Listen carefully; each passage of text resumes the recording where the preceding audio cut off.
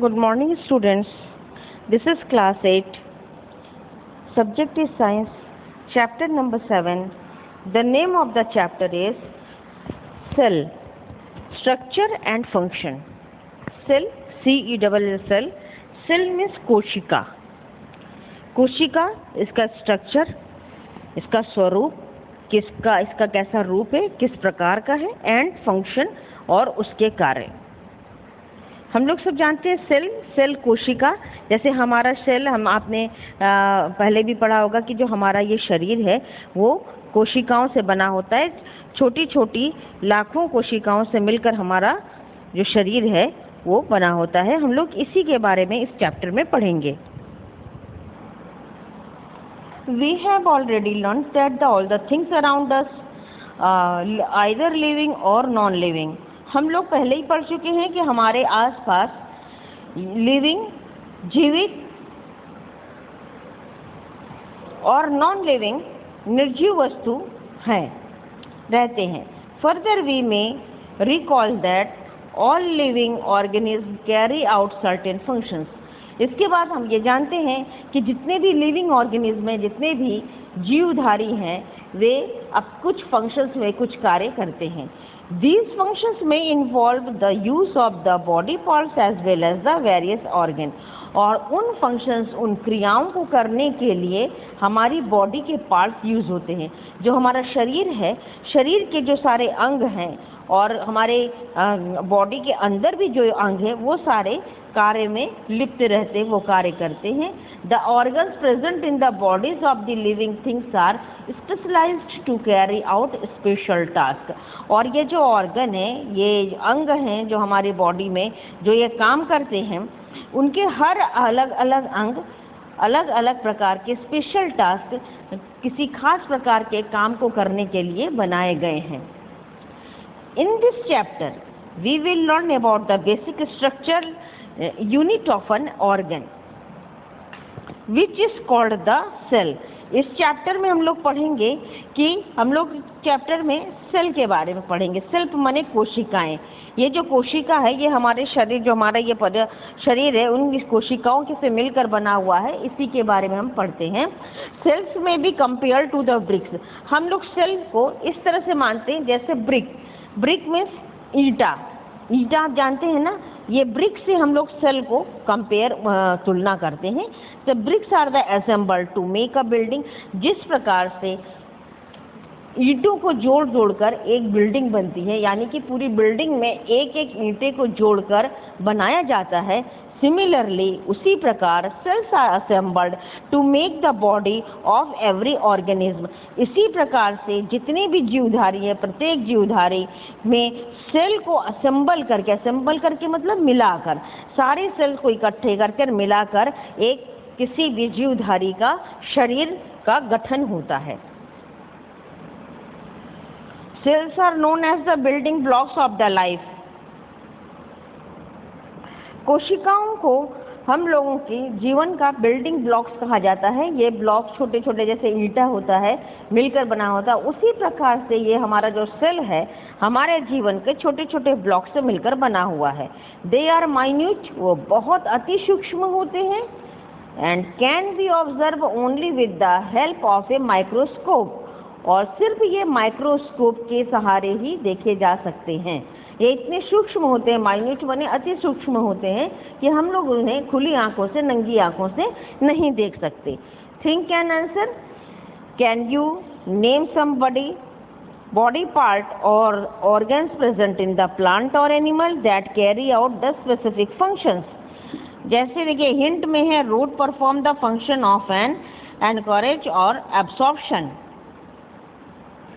आप बता सकते हैं कि हमारे बॉडी के जो अंग हैं, हमारे शरीर के जो अंग हैं, वो चाहे देखिए प्लांट में मौजूद हो या जानवरों में मौजूद हो, वो कुछ फंक्शंस करते हैं, स्पेसिफिक उनका कुछ कार्य होता है.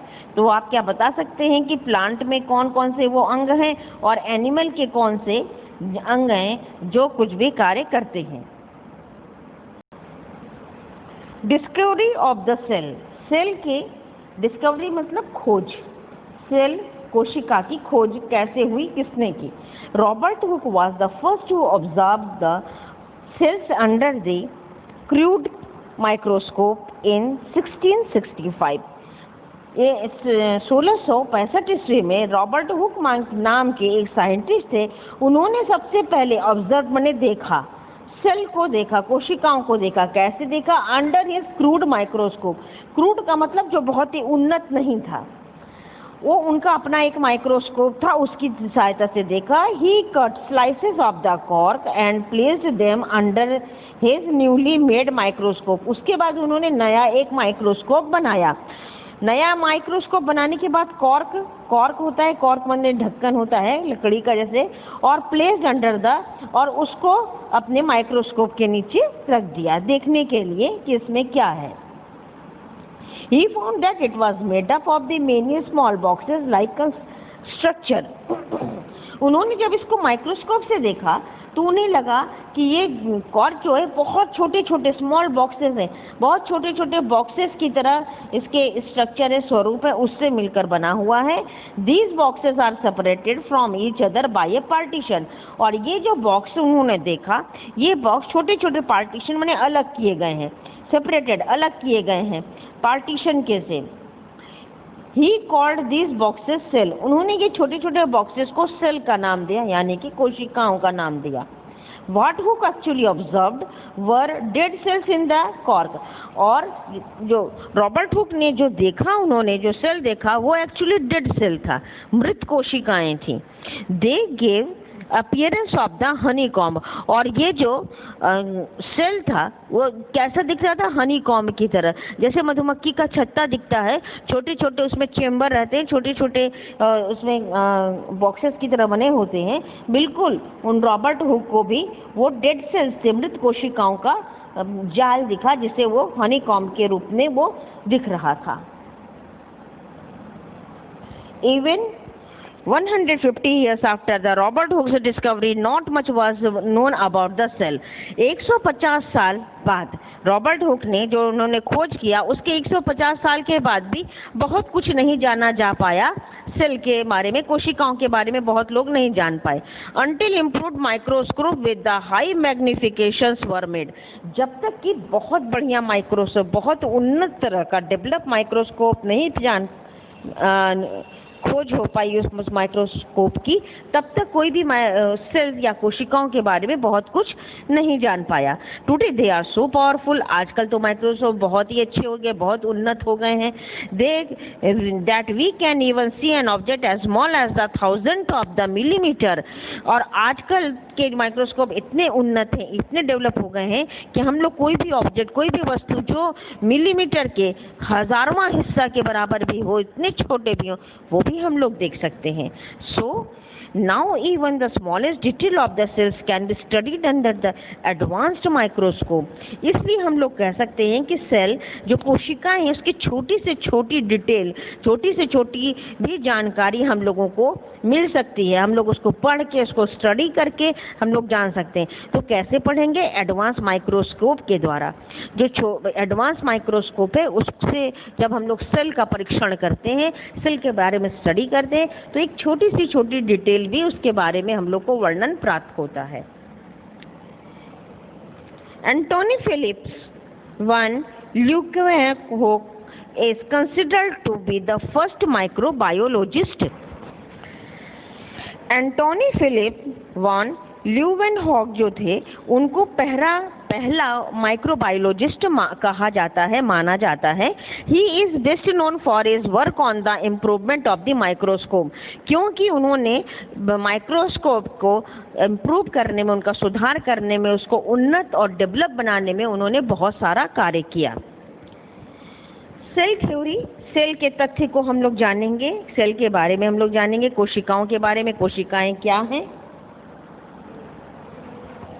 In 1838, two German biologists, Matthias Jakob Schleiden and Theodor Schwann, put forward the cell theory of the life. 1838 में दो जर्मन के बायोलॉजिस्ट थे, इनका नाम था मैथियस जैकब शेल्डेन और थियोडोर शेवान। इन्होंने सबसे पहले जो सेल कोशिकाओं के, हमारे जो जीवन के कोशिकाएं जो होती हैं उसकी थ्योरी, उसके तथ्य को बताया। The main points of this theory, इस थ्योरी के मेन पॉइंट क्या थी? All living things are made up of this cells. जितने भी जीवित वस्तु हैं, जितने भी जीवधारी हैं, वो सारी कोशिकाओं से, उनका शरीर कोशिकाओं से बना हुआ है। They are basic structural unit of the living thing, और ये बेसिक मूल आधार है किसी भी लिविंग थिंग के बचने का। उनका स्वरूप, उनका स्ट्रक्चर इसी सेल यानी इसी कोशिकाओं से बना होता है। और जो ये सेल होती है, जो कोशिकाएं होती है, ये एक यूनिट के एक इकाई है। All cells are similar in structure and function but are not identical. जितने भी सेल होते हैं उनका स्ट्रक्चर, उनका स्वरूप, उनका कार्य तो एक ही तरह होता है, लेकिन वो बहुत जल्दी पहचाने नहीं जाते। New cells are form due to the division of the old cell. जब पुराने कोशिकाओं में विभाजन होता है तो नई कोशिकाएं बनती हैं। Growth of the organism depend on the growth and multiplication of the constituent cell. जो ऑर्गेनिज्म, जितने भी जीवधारी होते हैं, वो जब बढ़ते हैं, उनकी हाइट बढ़ती है, उनका वजन, उनका शरीर बढ़ता है, वो इसलिए इस पर डिपेंड करता है कि जो कंस्टिट्यूएंट सेल्स हैं, जो कोशिकाएं हैं, वो कितनी बढ़ रही हैं और कितनी मल्टीप्लाई हो रही हैं। इसी हिसाब से सेल के बढ़ने के हिसाब से किसी भी जीवधारी के शरीर का ग्रोथ होता है, शरीर का बढ़ता है। The function of the organism is the sum total of the function of the interaction of its cell. जितने भी ऑर्गेनिज्म हैं, जीवधारी जो कार्य करते हैं, वो समझिए पूरा उसका जोड़ है। पूरा जोड़ किसका है? Interaction of the soil cells. जितनी कोशिकाएं हैं, ये कोशिकाएं जो कार्य करती हैं, आपस में जो उनमें संबंध होते हैं, उसी का जोड़ है कि हमारा जो भी ऑर्गेनिज्म है, जो जीवधारी हैं, उनके कार्य उसी पर निर्भर करते हैं। डाइवर्सिटी इन द सेल्स, कोशिकाओं में विविधता। विविधता कई प्रकार के होते हैं, जो विविध प्रकार के होते हैं, विभिन्न प्रकार के होते हैं, उसके बारे में हम लोग पढ़ते हैं। Cells are complex in nature and present in the several numbers, shapes and sizes. कोशिकाएं जो होती हैं वो बड़ी जटिल, उनका प्रकृति उनके बड़ा जटिल होता है, और ये कहाँ रहती हैं? बहुत ही ज़्यादा संख्या में होती हैं। इनका शेप और इनका साइज, आकार और आकृति इनकी अलग अलग होती है, विभिन्न प्रकार की होती है। They also transparent and colourless. कोशिकाएं ट्रांसपेरेंट होती हैं यानी पारदर्शी होती हैं, इनका कोई रंग नहीं होता। Transparent materials which are also colourless are difficult to observe under the microscope. और हम लोग को ये पता है कि जो ट्रांसपेरेंट मटेरियल जितनी होती हैं, पारदर्शी जो वस्तुएं होती हैं, वो अगर कलरलेस हैं या उनका कोई रंग नहीं हो, रंगहीन होती हैं, तो माइक्रोस्कोप के देखना उसको बड़ा ही कठिन होता है। That is why the stains or dyes of the different color are used to observe cells and their fine structure. इसीलिए डाइज माने कलरफुल, कलर किया जाता है इनको कलरफुल, और जिसमें विभिन्न प्रकार के कलर डाले जाते हैं सेल्स को ऑब्जर्व करने के लिए, सेल्स को अच्छी तरह से समझने के लिए, पढ़ने के लिए, और उनके फाइन स्ट्रक्चर यानी उसका जो बहुत महीन, बहुत छोटा उसका स्वरूप को समझने के लिए उसमें कलर की आवश्यकता होती है। नंबर, संख्या। There is a variety of the living being on the earth. इस संसार में बहुत तरह के जीव जंतु होते हैं, जीवधारी हैं। Some of them are unicellular और others are multicellular. Some are unicellular. Unicellular का मतलब कि एक कोशीय, और मल्टीसेलुलर का मतलब बहुकोशीय। एक कोई भी ऐसा जीव जिसमें पूरे शरीर में उसके एक कोशीय होता है उसे यूनिसेलुलर कहते हैं, और बहुकोशीय जो होते हैं उसे मल्टीसेलुलर कहते हैं। Organism such as the amoeba, paramecium, euglena and bacteria are made up of the one cell each. ये जो अमीबा, पैराशियम, यूग्लिना और बैक्टीरिया, ये सिर्फ एक कोशिका से बने होते हैं। इनका पूरा शरीर सिर्फ एक कोशिकाओं से बना होता है। These are the example of the unicellular organism, और इसीलिए इसे यूनिसेल्युलर यानी एक कोशीय जीव कहते हैं। In this organism, all the functions like respiration, excretion, nutrition, nutrient and reproduction are carried out by the single cell. और ये जो हम लोगों ने अभी पढ़ा, पेरेशियम, अमीबा, यूग्लिना और बैक्टीरिया, इन सारे ऑर्गेनिज्म में जितने भी कार्य होते हैं, रेस्पिरेशन श्वसन का, निष्कासन का, न्यूट्रिएंट का, भोजन और रिप्रोडक्शन प्रजनन का जो कार्य होता है वो सिर्फ एक सेल के द्वारा ही होता है, एक कोशिका के द्वारा होता है. ऑन द अदर हैंड, और दूसरी तरफ plant and animals which you have seen around you of the naked eyes are called the multicellular organism. और इसके अलावा जितने भी जीव आप देखते हैं, जितने भी जीवधारी आपके आसपास दिखते हैं, जो जितने भी प्लांट है, पेड़ है, पौधे हैं, सारे जिन्हों हम लोग अपनी नंगी आंखों से देख सकते हैं, उसे मल्टीसेलुलर यानी कि बहुकोशीय ऑर्गेनिज्म जीव कहते हैं. They are made of the several billion और ट्रिलियन सेल्स. मतलब उनका शरीर सेवरल कई करोड़ और अरबों कोशिकाओं से मिलकर बना हुआ है. An adult human body is said to have about 50 to 75 trillion cells. एक एडल्ट जो जवान एक व्यक्ति होता है, उसका शरीर 50 to 75 करोड़ अरब सेल्स से यानी कि कोशिकाओं से मिलकर बना है. This cells usually perform specialised function. ये जो सेल, ये कोशिकाएं हैं, वो कुछ खास कार्य करती हैं, जैसे such as the cells of the stomach are specialized in digestion. जैसे कि स्टमक, हमारा जो पेट है, पेट के अंदर जितनी भी कोशिकाएं हैं वो स्पेशलाइज्ड हैं, उनको विशेष योग्यता प्राप्त है डाइजेशन का. हमारा जो पाचन, जो हम लोग भोजन करते हैं, जो हमारे पेट में जाता है, स्मॉल इंटेस्टाइन और लार्ज इंटेस्टाइन में जाता है, उसको वही डाइजेशन करता है, वही पाचन क्रिया करता है. तो हमारे पेट में जितने भी कोशिकाएं हैं वो पाचन क्रिया में भाग लेती हैं. शेप, आकार देखिए. Cells exist in the different shape. जो सेल है, कोशिकाएं बहुत प्रकार की होती हैं, बहुत उनके आकार होते हैं अलग अलग. दे मे बी फ्लैट होते, चपटा होता है, ओवल अंडाकार होता है, स्फेरियल गोल होता है, सिलेंड्रिकल सिलेंडर के तरह से लंबाई में होता है, क्यूबोडियल का मतलब जैसे लूडो की गोटी होती है, क्यूब के आकार का होता है. और स्पिंडल शेप और इरेगुलर शेप, अनियमित प्रकार के शेप होते हैं. This shape varies with the type of the function of a cell perform. इनका जो शेप है वो बदलता रहता है, वेरीज होता है एक दूसरे से. किस तरह के फंक्शन ये कर रहा है, किस तरह का कार्य कोशिका करता है, उसी हिसाब से इनका शेप बदलता रहता है. This can be clearly seen in the case of the nerve cell. Nerve cell के में हम लोग ये चीज देख सकते हैं. और nerve cell has a long thread like projection. Nerve cell जो होता है वो लंबे थ्रेड की तरह, जैसे धागा होता है लंबा सा, वैसा इसका आकार होता है. This help the cells to transmit message from one cell to another. और ये क्या करता है, मैसेज, संदेश को एक सेल से दूसरे सेल तक पहुंचाता है. Cells like amoeba and the white blood cells extend some region to their body to engulf the food particle and foreign bodies respectively.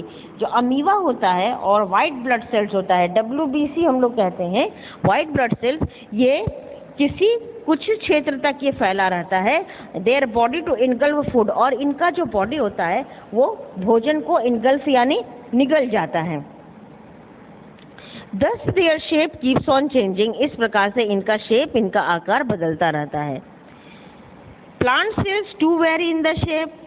अब प्लांट के जो शेप होते हैं, ये हम लोगों ने एनिमल्स के पढ़ा. पौधों में भी जो कोशिकाएं होती हैं वो भी, उनके भी शेप अलग अलग होते हैं. They are located on the outer part of the stem give strength to the plant. और ये जो कोशिकाएं होती हैं वो पेड़ के बाहरी आवरण में होती हैं, पेड़ के बाहरी भागों में होती हैं, और स्टेम यानी तने को ये मजबूती प्रदान करती हैं. The cell for carrying water and the food are long and thin with the holes in at each end. और जो कोशिकाएं होती हैं जो पानी और भोजन को ले जाती हैं, कैरी करती हैं, वो लंबी होती हैं, पतली होती हैं, और दोनों एंड में उसके छेद होता है. The storage cell in the root and the fruits are larger than many other cell. और जो स्टोरेज सेल होती हैं जो फ्रूट में पाई जाती हैं और रूट में, जड़ों में जो पाई जाती हैं, वो थोड़ी बड़ी होती हैं, दूसरे सेल से थोड़ी सी ये बड़ी होती हैं।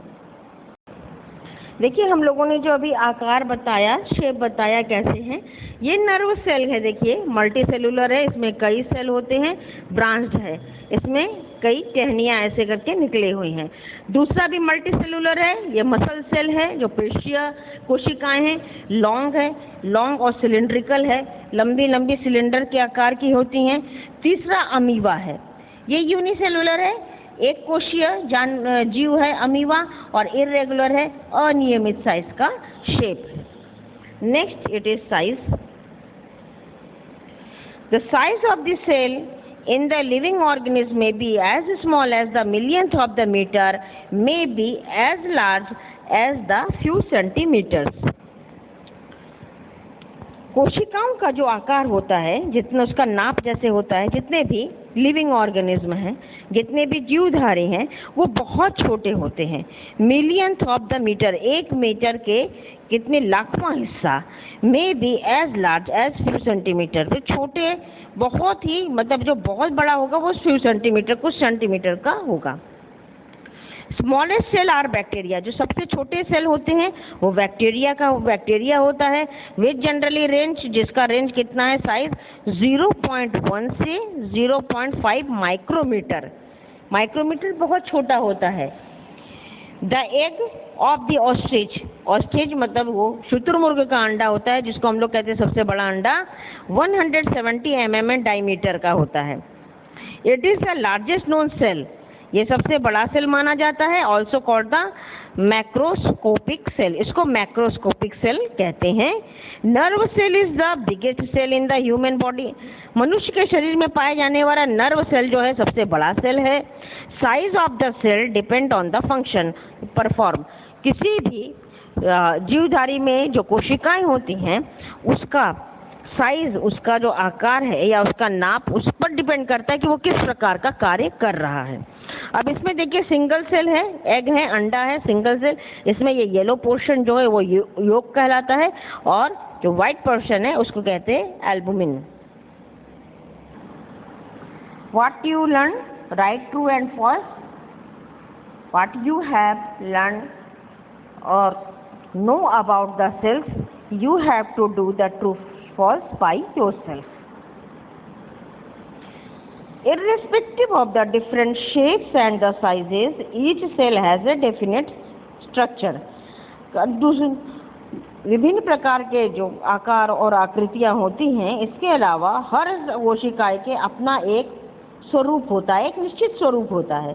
All the plant and animal cells have a 3 main part. जितने भी प्लांट सेल हों, चाहे वो एनिमल सेल हो, उसके 3 पार्ट होते हैं, उसके 3 हिस्से होते हैं, cell membrane, cytoplasm and nucleus. Cytoplasm contain the very smaller part called the cell organelle. जो ये साइटोप्लाज्म है, साइटोप्लाज्म, इसके विभिन्न छोटे छोटे बहुत हिस्से होते हैं जिसे सेल ऑर्गेनेल्स कहते हैं। Some of this organelles are common to all cells. कुछ सेल ऑर्गेनेल जो होते हैं, जो बहुत सारे सेल ऑर्गेनेल जो होते हैं वो और सारे सेल्स में, सारी कोशिकाओं में समान होते हैं। Let us study the structure of the generalised cell in the detail. Such a cell possesses the following part. एक सेल कोशिका में ये पाई जाती हैं। फॉलोइंग पार्ट्स मीन्स इनके ये हिस्से हैं जो हम लोग अभी पढ़ेंगे। See students, here there is a figure of the animal cell. ये देखिए एनिमल सेल है, ये एनिमल का सेल है, मतलब जानवर की ये कोशिका है। और ये इसके बारे में मैं आपको थोड़ा सा इसमें बताना चाहूँगी। ये है, ये बहुत इम्पॉर्टेंट चीज़ होती है, इसको कहते हैं, ये जो आउटर पार्ट आपको दिख रहा है ये है न्यूक्लियर एनवलप। जैसे हम लोग एनवलप होता है ना, लिफाफा होता है, ये देखिए ये आउटर वॉल जो है ये न्यूक्लियर एनवलप कहा जाता है। और ये जो हिस्सा आपको दिख रहा है, ये आपको जो हिस्सा ये दिख रहा है, ये न्यूक्लियस है। ये हिस्सा जो आपको दिख रहा है ये वाला, ये है, इसे हम लोग न्यूक्लियस कहते हैं, जो बहुत ही इम्पोर्टेंट हिस्सा है सेल का। Next it is nucleus. ये जो आपको ये ब्लैक हिस्सा दिख रहा है, ये this is the part of the nuclear. Nucleus का ये जो एक पार्ट है, ये ब्लैक कलर मैंने इसको कर दिया है थोड़ा आपको समझाने के लिए, बताने के लिए। इसको कहते हैं nucleus. This is the part of the nuclear, या न्यूक्लियस का ये एक पार्ट है। ओके, नाउ अभी आप देख रहे हैं ये जो आउटर वॉल आप देख रहे हैं, ये जो आउटर वॉल आपको ये दिख रहा है जिस पर मैं ये पेन चला रही हूँ, this is called the plasma membrane. ये प्लाज्मा मेम्ब्रेन है, ये एक प्रकार से इसका समझिए, इसको ये घेरे रखता है। This is called the plasma membrane. Okay, next this is the cytoplasm. ये देखिए साइटोप्लाज्म है, आपको ये दिख रहा होगा यहाँ पे इस न्यूक्लियर के अंदर ये जो चीज़ें दिख रही हैं ये साइटोप्लाज्म है। साइटोप्लाज्म क्या होता है? वाटर की जेली की तरह होता है। जैसे जेली होता है, थोड़ा सा लिक्विड प्रकार का जेली, एक लिक्विड भरा रहता है, दैट फिर ये सेल के अंदर ये पूरा ये साइटोप्लाज्म भरा रहता है। ये पूरे में ये जो है ये पूरा, इसमें पूरा साइटोप्लाज्म यानी एक लिक्विड की जेली की तरह से एक चीज़ भरी है जिसको कहते हैं साइटोप्लाज्म। ये छोटी छोटी जो ये बिंदियां दिख रही हैं ये सब, this is called the ribosome. ये है ribosome. You see this figure carefully. Next ये स्टार की तरह जो दिख रहा है, ये जो इसी तरह की कई फिगर आपको दिखते हैं यहाँ पर न्यूक्लियस के अंदर, तो इसको हम लोग कहते हैं सेंट्रियोल। इसे हम लोग क्या कहते हैं? सेंट्रियोल। ये भी एक आपको इम्पोर्टेंट सा, ये बहुत इम्पोर्टेंट पार्ट है। ये देखिए इसी तरह से कई होते हैं, इसको कहते हैं माइटोकॉन्ड्रिया। माइटोकॉन्ड्रिया जो होते हैं इसे हम लोग पावर हाउस कहते हैं, सेल का पावर हाउस है ये। This is the very important part of the cell nuclear का। और ये जो है रिलीजेस एनर्जी, ये सेल को काम करने के लिए एनर्जी देता है। So this is called the animal cell. ये एनिमल सेल है, इसको आप ध्यान से देखिए, इसके हर पार्ट्स को देखिए, और इसका फिगर मैंने बना दिया है। आप भी इसके फिगर को अपने कॉपी में इसको ड्रॉ करिएगा। बुक में इसका फिगर नहीं है, मैंने बनाया है, आप इसको देख लीजिए और इसी तरह का फिगर है आप अपनी कॉपी में बनाएंगे। अब देखिए नेक्स्ट हम लोग इसको देखेंगे, ये प्लांट सेल है। प्लांट पौधों की एक कोशिका है। पौधों की कोशिका में ये जो आपको ये दिख रहा है, ये जो गोल सा ये दिख रहा है, ये बहुत इम्पोर्टेंट, ये न्यूक्लियस है। इसको हम लोग कहते हैं न्यूक्लियस। ओके, और इसमें भी देखिए साइटोप्लाज्म है, जैसा मैंने एनिमल सेल में बताया। इसमें भी एक ऐसा लिक्विड ऐसा भरा रहता है ये पूरे में, that is called it is called cytoplasm. ये पूरा साइटोप्लाज्म है, ठीक है ना। नेक्स्ट देखिए ये जो आपको दिख रही है इस प्रकार की चीज़ है, ये इसको क्लोरोप्लास्ट कहते हैं। क्लोरोप्लास्ट, आपने इसका नाम सुना होगा, क्लोरोफिल, इसी के कारण पत्तियां हरी दिखती हैं। नेक्स्ट इट इज ये जो है, ये आपको जो ये शेप दिख रहा है ये है वैक्यूल। इसमें सॉल्यूशन होता है, शुगर और सॉल्ट का ये सॉल्यूशन उसका होता है। ये न्यूक्लियस है, इसको बता दिया। ये सेल मेम्ब्रेन है, ये देखिए यहाँ पे ये जो आपको दिख रहा है इस पे, जैसे मैंने इस पर, ये सेल मेम्ब्रेन है और ये है cell wall. This is called the cell wall. So you have to draw the figure of the plant cell and animal cell.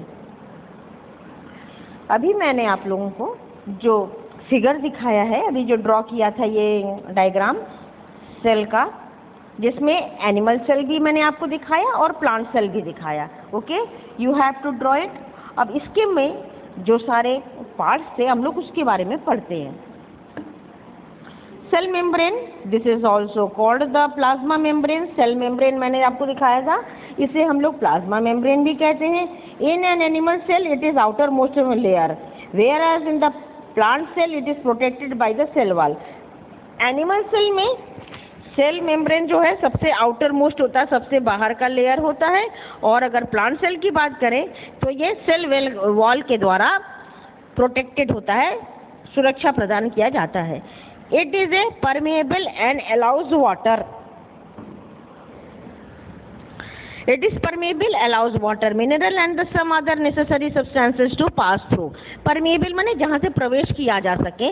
ये इस प्रकार का होता है जिसमें ये वाटर पानी को, मिनरल, खनिज पदार्थ और दूसरे नेसेसरी जरूरत पड़े सब्सटेंस को पास करने के लिए अलाउ करता है। It also control what passes in and out of the cell. और ये भी कंट्रोल करता है कि सेल वॉल से क्या पास हो रहा है और क्या जा रहा है या अंदर आ रहा है। It also give shapes to the cell. और ये सेल कोशिका को आकृति प्रदान करता है। Next, cell wall. All the kinds of the plant that are outermost boundary of the cell is the cell wall. जितने भी प्रकार के प्लांट होते हैं, पेड़ पौधे होते हैं, उसकी सबसे बाहर की जो कोशिकाओं की जो बाउंड्री होती है उसे हम लोग सेल वॉल कहते हैं। It is formed of the non living material mainly made up of the cellulose. Plant में जो सेलुलोज पाया जाता है उसी के द्वारा ये बना होता है। It gives shape and the rigidity to the plant cell. और पौधों की कोशिकाओं को यह शेप यानी आकार प्रदान करता है।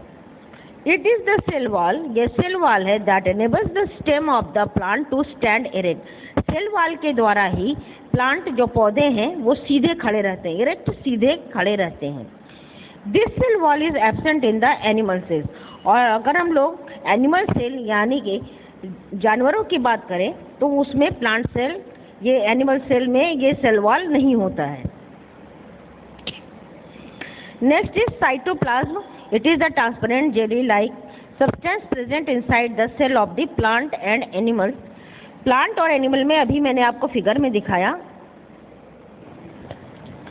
साइटोप्लाज्म जो हम लोगों ने अभी प्लांट सेल में भी देखा, एनिमल सेल में भी देखा, जेली के आकृति का होता है, जैसे जेली होती है वैसे लिक्विड होता है। It is a living substance that make up the most of the inner structure of the cell.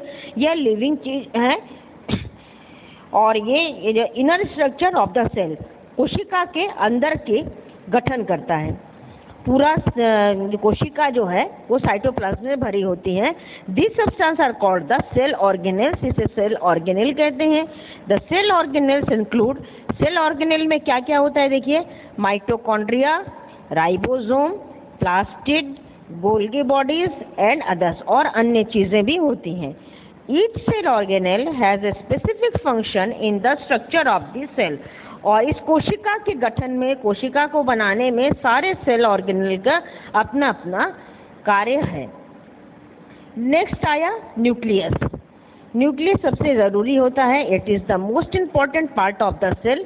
कोशिका की सबसे इम्पॉर्टेंट पार्ट है, बहुत ही महत्वपूर्ण जो अंग है वो है nucleus. It is generally spherical. ये अधिकतर ये गोल होता है। Located in the centre of the cell, और कोशिका के बीच में मध्य में पाया जाता है। It can be stained and easily can seen easily with the help of the microscope. जब इसमें कुछ निशान लगे होते हैं तो ये माइक्रोस्कोप से आसानी से दिखता है। Nucleus is separated from the cytoplasm by a membrane called the nuclear membrane. Nucleus में ये अलग किया जाता है साइटोप्लाज्म से। इसमें एक न्यूक्लियर मेम्ब्रेन होता है, उसके द्वारा ये अलग होता है। This membrane is also porous and allows the movement of the material between the cytoplasm and the inside the nucleus. Nucleus से साइटोप्लाज्म में ये जाने के लिए, इसमें एक दूसरे के स्थान पर जाने के लिए ये पोरस होता है, यानी थोड़ा मोटे तरह का होता है, और इसमें सारे मटेरियल का मूवमेंट, जितने भी वस्तुएं हैं उसके गति प्रदान करता है।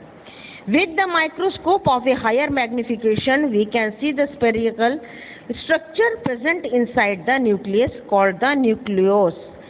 अगर हम लोग बहुत ही अच्छे, बहुत उन्नत प्रकार की माइक्रोस्कोप से इसे देखेंगे तो हमको दिखेगा गोल कलर का। माइक्रोस्कोप स्पेरिकल होता है, इसका जो आकार होता है वो गोल होता है, वो ना हमें न्यूक्लियस के अंदर दिखता है, उसे हम लोग कहते हैं न्यूक्लियोस।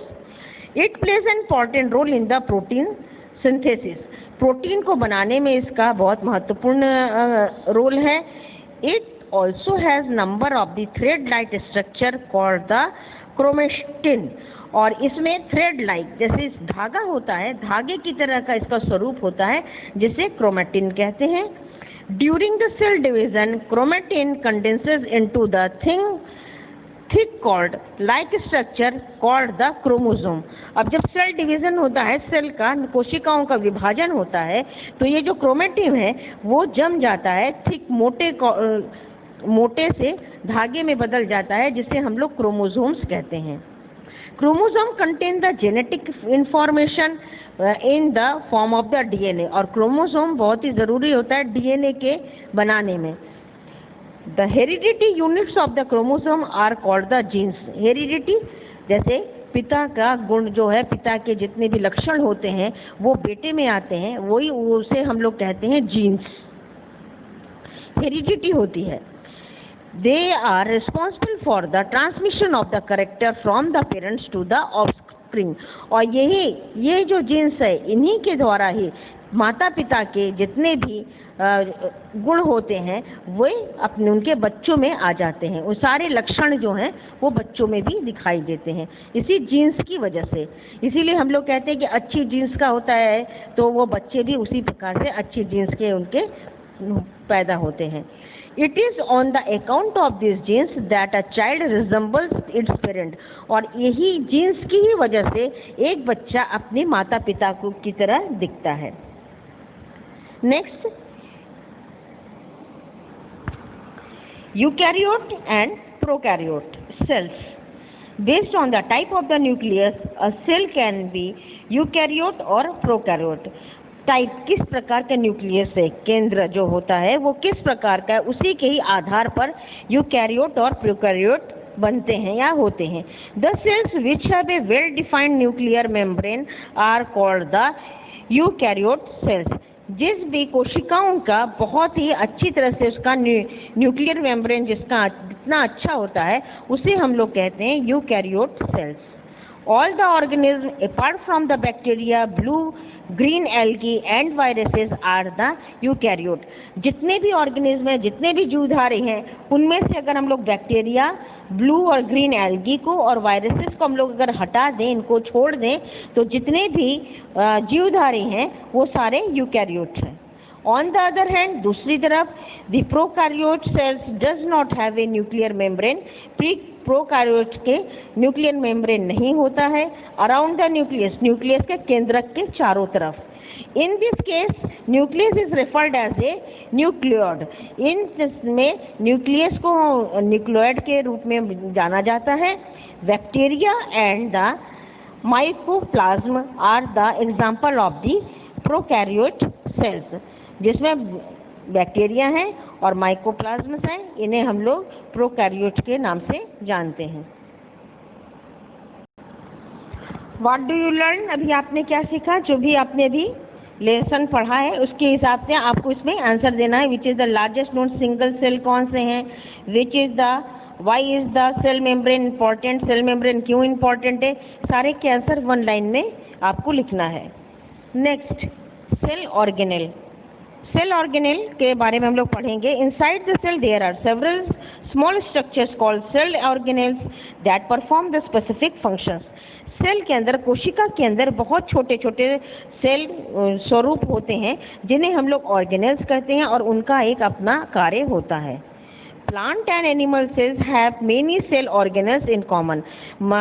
एनिमल्स के, जानवरों के और प्लांट यानी कि पौधों में बहुत सारी कोशिकाएं ऐसी जो सेल ऑर्गेनेल्स होते हैं वो बिल्कुल कॉमन होते हैं, एक से होते हैं। This cell organelles have been discussed below. इन सारे सेल ऑर्गेनेल्स के बारे में हम लोग पढ़ेंगे जो प्लांट्स में भी हैं और एनिमल्स में भी पाए जाते हैं। First, mitochondria. Mitochondria, single mitochondrion are the small rod-like structure, kidney-shaped organelles, sometimes called the powerhouse of the cells। Mitochondria जो हैं ये देखिए दोनों में पाया जाता है और स्मॉल रॉड, छोटे छोटे रॉड के रूप में इसका स्वरूप होता है या किडनी के शेप का होता है, और कभी कभी हम लोग इसे पावर हाउस भी कहते हैं। सेल का पावर हाउस से इसके नाम को जानते हैं। They contain enzyme that release energy from the food, और ये फूड यानी जो भोजन हम लोग प्राप्त करते हैं उसमें से एनर्जी यानी ऊर्जा प्रदान करता है। नेक्स्ट है ribosome. Ribosome are the small structure either found freely or attach to the endoplasmic reticulum. Ribosome भी छोटा सा उसका स्वरूप होता है, देखने में बहुत छोटा होता है और ये या तो फ्री रहता है अलग या अटैच रहता है एंडोप्लाज्मिक रेटिक्यूलम के साथ, ये जुड़ा हुआ रहता है। दे help in synthesis of the protein. Protein बनाने में इनके मदद करते हैं। हेंस दे आर कॉल्ड, इन्हें कहा जाता है protein factories of the cell. ध्यान रखेंगे राइबोसोम को protein factory of the cell, कोशिकाओं का प्रोटीन फैक्ट्री कहा जाता है।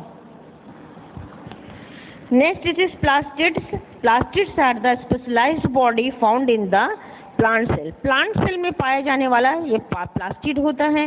Depending on their colour plastid can be 3 type. जितने इसके प्रकार के रंग होते हैं कि 3 प्रकार का होता है, क्लोरोप्लास्ट, क्रोमोप्लास्ट और leucoplast. Chloroplast contain the green pigment chlorophyll. Chloroplast जो होता है जिसमें हरे रंग का क्लोरोफिल भरा रहता है, which help the plant in making food, जिसके कारण पत्तियां हरी होती हैं और इसे भोजन का बनाने में सहायक होता है। Next is chromoplast. क्रोमोप्लास्ट है नॉन ग्रीन है, हरा नहीं होता है। That give colour to the flowers and fruit, जिसके कारण फूल रंग बिरंगे होते हैं और फ्रूट का भी कलर होता है। नेक्स्ट इज तीसरा है ल्यूकोप्लास्ट और कलरलेस प्लास्टिड। ये कलरलेस होते हैं, इनमें कोई रंग नहीं होता। वेरी इन द शेप, इनका शेप आकार भी अलग अलग होता है। They store food material such as starch, protein और फैट। ये फूड मटेरियल जिसमें स्टार्च, प्रोटीन और फैट को ये जमा करता है। नेक्स्ट है Golgi bodies. Golgi bodies are the small hollow plate-like cup-shaped bodies found in the small animal cell. जो Golgi bodies होती हैं वो कप के शेप की होती है, जैसे हम लोग देखते हैं ना प्लेट कप के शेप की होती हैं, छोटी होती हैं, हॉलो मतलब खोखली होती हैं। They secrete substance such as the enzyme and protein, इसमें से एंजाइम और प्रोटीन निकलता है। The Golgi apparatus a plant is known as the dictosome. Golgi apparatus जो होते हैं, ये उपकरण जो होते हैं प्लांट में पाए जाते हैं, इसे हम लोग डिक्टोसोम के नाम से जानते हैं। Next is vacuoles. Vacuoles are the fluid filled space containing mineral dissolve in the water. Vacuoles जो होते हैं जो फ्लूइड मतलब एक तरल पदार्थ उसमें भरा होता है, मिनरल से घुला पानी में मिनरल यानी कि खनिज पदार्थ घुले रहते हैं। Solution that fill the vacuoles of the plant cell is called the cell sap. और जो प्लांट सेल में जो सॉल्यूशन भरा रहता है उसे कहा जाता है सेल सैप। और इन एनिमल सेल और जानवरों की जो कोशिकाएं होती हैं वैक्यूल्स आर स्मॉल, वैक्यूल्स छोटे होते हैं, may be greater in the number और शायद संख्या में ज़्यादा हो सकते हैं। They help in waste removal and digestion. ये वैक्यूल जो हैं डाइजेशन पाचन क्रिया में सहायक होते हैं और रिमूवल वेस्ट रिमूवल हमारे शरीर के जो वेस्ट मटेरियल्स हैं उसको बाहर निकालने में सहायक होते हैं। Next is endoplasmic reticulum. The endoplasmic reticulum is a network of the membranes throughout the cytoplasm of the cell. कोशिका की जो साइटोप्लाज्म होती है उसके चारों तरफ एक जाल सा बना देते हैं, मेम्ब्रेन का जाल बना देते हैं। They help to transport substances in the cytoplasm और साइटोप्लाज्म में ये सारे सब्सटेंस यानी सारे पदार्थों को पहुंचाने का कार्य करते हैं। They also give the mechanical support to the cytoplasm. Cytoplasm को ये मैकेनिकल सपोर्ट भी प्रदान करते हैं। Centriole and centrosome. Centriole and centrosomes play an important role in the cell division. कोशिका का जब विभाजन होता है तो सेंट्रियोल और सेंट्रोसोम का बहुत कार्य होता है। They are present only in the animal cell. ये जानवरों की कोशिकाओं में पाए जाते हैं and absent in the plant cell और प्लांट के कोशिकाओं में ये नहीं पाए जाते। Lysosome. Lysosome are the present in the animal cell only. Lysosome जो है वो सिर्फ जानवरों की कोशिकाओं में पाया जाता है। दे कंटेन केमिकल सब्सटेंस जिसे हम लोग एंजाइम कहते हैं पाया जाता है। That are capable of digesting of the cells, जो कोशिकाओं के डाइजेस्टिंग में काम के लिए ये काबिल होता है, वो कार्य करता है। If they burst the cells में बी डैमेज, अगर ये ब्रस्ट हो जाते हैं, फट जाते हैं, तो सेल सारे खराब हो जाते हैं। एंड डिस्ट्रॉय, और पूरी तरह से नष्ट हो जाते हैं। हेंस दे आर कॉल्ड, इसलिए इन्हें कहा जाता है suicidal bags of the cell. ये कोशिकाओं का सुसाइडल बैग्स के रूप में जाना जाता है, लाइजोसोम को। Now the comparison of the animal and the plant cell. Plant और एनिमल सेल के बीच में क्या कंपैरिजन है, क्या अंतर है, वो हम लोग देखेंगे। Plant and animal cells have same structure. Plant और एनिमल का जो सेल होता है उसका स्वरूप तो एक ही तरह होता है, लेकिन तभी इसके अंदर कुछ डिफरेंसेस हैं। ये एनिमल सेल है, ये plant cell. Smaller in size, animal cell छोटा होता है, ये प्लांट सेल बड़ा होता है। Cell membrane present, cell wall is absent. Cell membrane होता है, सेल वॉल इसमें नहीं होता है। और प्लांट सेल में सेल मेम्ब्रेन और सेल वॉल दोनों ही उपस्थित होते हैं। एनिमल सेल में प्लास्टिड नहीं पाया जाता है, प्लास्टिड्स आर एब्सेंट। और plant cell plastids are usually present, plastids होते हैं। जैसे हमने अभी तीनों पढ़ा, क्रोमोप्लास्ट, क्लोरोप्लास्ट, क्रोमोप्लास्ट और ल्यूकोप्लास्ट, ये प्लास्टिड इसमें ही पाए जाते हैं। एनिमल सेल में vacuoles are smaller more in number, vacuole जो होते हैं वो छोटे होते हैं लेकिन ज़्यादा संख्या में होते हैं। अब प्लांट सेल में एक बड़ा वैक्यूल होता है सेल के अंदर। एनिमल सेल में सेंट्रियोल, सेंट्रोसोम, लाइसोसोम पाए जाते हैं, और प्लांट सेल में सेंट्रियोल, सेंट्रोसोम और लाइसोसोम नहीं पाए जाते हैं, are absent. Centriole, centrosome and lysosome are absent. Next, animal cell में Golgi body are well formed, जो गोल्गी बॉडीज होती हैं बहुत ही अच्छी तरह से बनी होती हैं। Plant cell Golgi bodies are not well formed, इन प्लांट सेल में गोल्गी बॉडीज अच्छे से नहीं बनी होती हैं। सेल डिवीजन, कोशिका का विभाजन। One of the most important characteristic of the living cell is the ability to grow and divide. एक बहुत ही इम्पॉर्टेंट, बहुत ही महत्वपूर्ण एक कैरेक्टरिस्टिक है, यानी कि विशेषता है लिविंग सेल की, जो जिंदा जो कोशिकाएं होती हैं उसकी, ये बढ़ता है और डिवाइड यानी कि विभाजित होता है। When the cell reaches limit of the size peculiar to its species, जो इसके स्पेसीज मतलब इसकी प्रजाति के बराबर ये पूरा बढ़ जो हो जाता है, उसकी लिमिट तक पहुंच जाता है, इट डिवाइड इनटू 2 पार्ट, तो ये 2 भागों में विभक्त हो जाता है। These part grow to their full size, ये जो पार्ट हैं ये पूरी फुल साइज में ग्रो करते हैं, बढ़ते हैं, एंड डिवाइड अगेन, और फिर उसमें विभाजन होता है। तो ये जो प्रक्रिया चलती है, this process is called the cell division. ये जो बार बार प्रक्रिया होती है, जो सेल है, कोशिका है, वो पूरा बढ़ के अपने साइज में आ जाएगा और फिर ये 2 भागों में विभाजित हो जाता है। इसको ही हम लोग कहते हैं सेल डिवीजन, यानी कोशिकाओं का विभाजन। The cell resulting from the division of a parent cell are called the daughter cell। और जो सेल बनती हैं डिवीजन के से, पेरेंट सेल से जो डिवीजन होता है, विभाजन से जो सेल बनती है, उसे डॉटर सेल कहते हैं। New cells are needed for the growth of an organism. Organism यानी जीव को बढ़ने के लिए नए सेल की, नए कोशिकाओं की जरूरत पड़ती है। And to replace cells that die, और जितने सेल्स या कोशिकाएं मर जाती हैं वो रिप्लेस हो जाती है, उसके जगह पर नई सेल्स आ जाती हैं। Some cells in our body keep on dividing throughout our life, और कुछ जो सेल्स होते हैं, कुछ कोशिकाएं होती हैं तो हमारी जिंदगी भर वो डिवाइडिंग होती रहती हैं, उनमें विभाजन होता रहता है। इन अ ह्यूमन बॉडी, मनुष्य के शरीर में millions of the blood cells die and are replaced each second. लाखों जो सेल्स हैं, जो रक्त है, खून का जो सेल है, कोशिकाएं हैं, वो डिवाइडेड होती रहती है, डाई होती रहती है, मरती रहती हैं, और उसके जगह हर सेकंड बहुत सारी नई कोशिकाएं बनती रहती हैं। MCQs of this chapter: cell can be observed only with the help of the microscope. Robert Hooke was the first who observed the cells under his crude microscope in 1665. Adult human body is said to have 50 to 75 trillion cells. An egg of an ostrich is 170 mm in diameter. The cytoplasm contains various smaller parts of the cell organelles.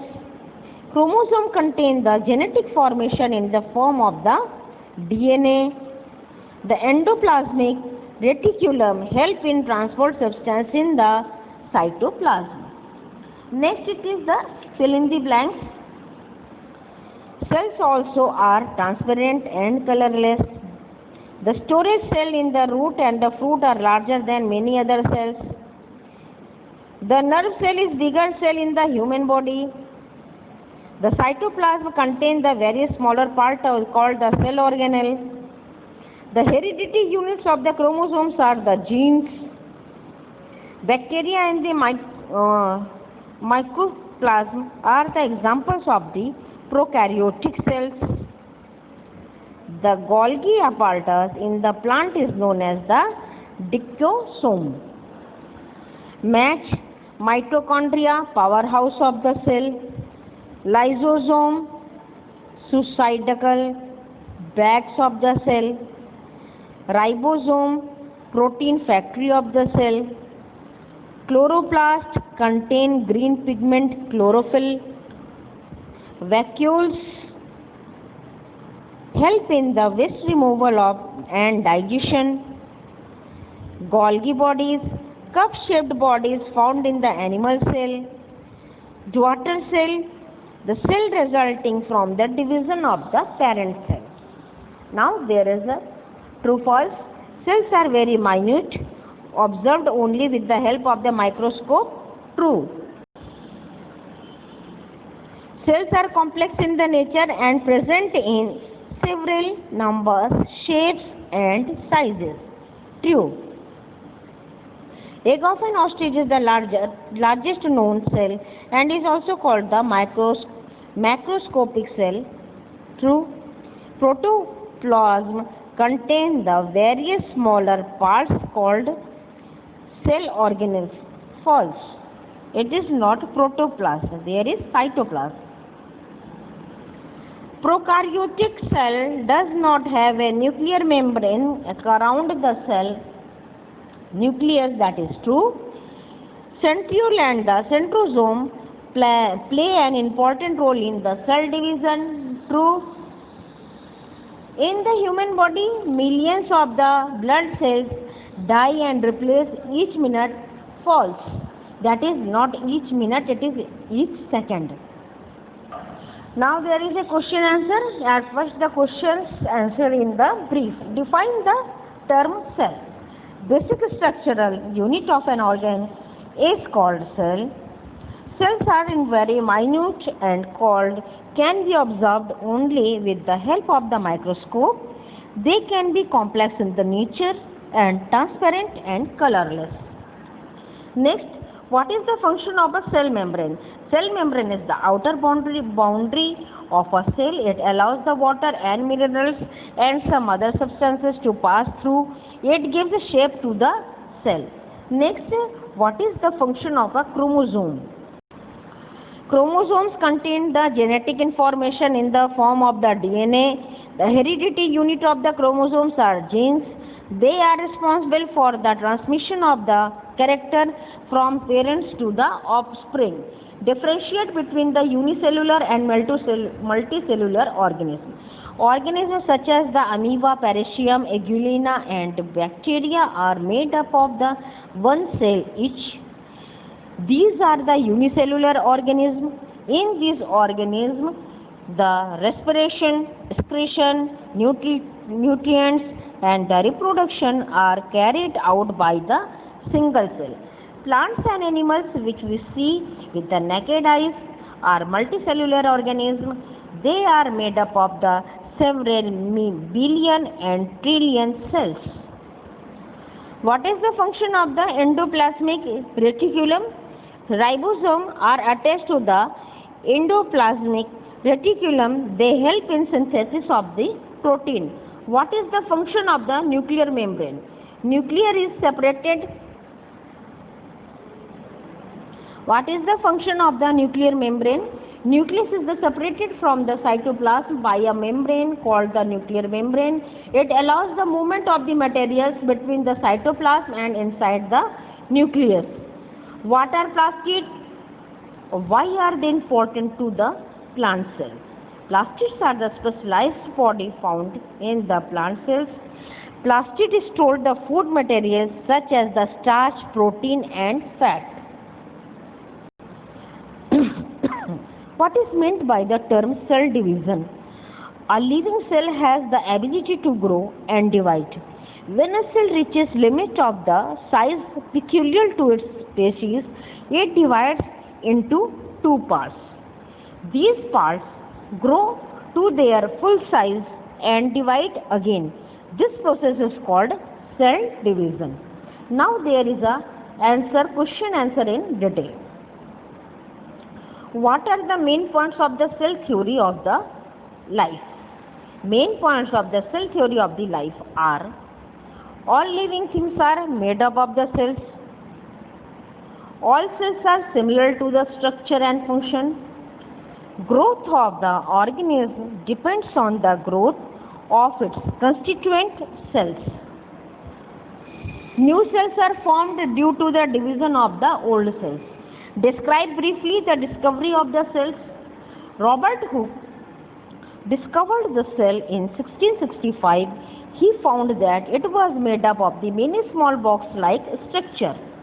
These boxes are called the cell. Even after 150 years after the Robert Hooke's discovery, not much was known about the cell until improved microscope with the high magnification were made. Describe the variation in the shapes and sizes of the cell. Cells exist in the different shape. The shape varies with the type of the functions the cell performs. A nerve cell has a long thread-like projection. Their shape keeps on changing. The size of the cell in living organism may be small as the millionth of the meter or may be as large as the few centimeter. The smallest cell range in it the size from 0.1 to 0.5 millimeter. What are the differences between the prokaryotic and eukaryotic cells? Prokaryotic cells does not have a nuclear membrane around the nucleus. Bacteria and the mycoplasma are example of the prokaryotic cells. The cells which have a well-defined nuclear membrane are called the eukaryotic cells. All the organisms are eukaryotes. What is the difference between the plant cells and animal cells? Plant cells are larger in size. Both cells membrane and the cell wall are present. Plastids are present. Centrioles, centrosome, lysosome are absent. Golgi bodies are not well formed. And in animal cells smaller in the size. Cell wall is absent.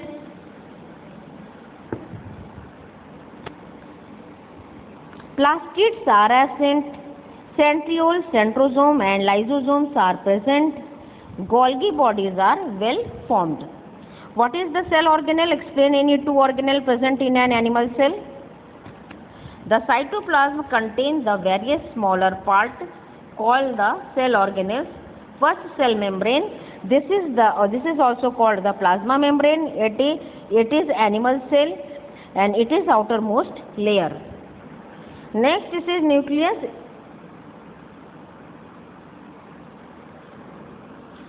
Nucleus, it is the most important part of a cell. It is separated from the cytoplasm and membrane called the nuclear membrane. These are all the question answer you can get from the PDF and do the exercise in your book. Thank you, students.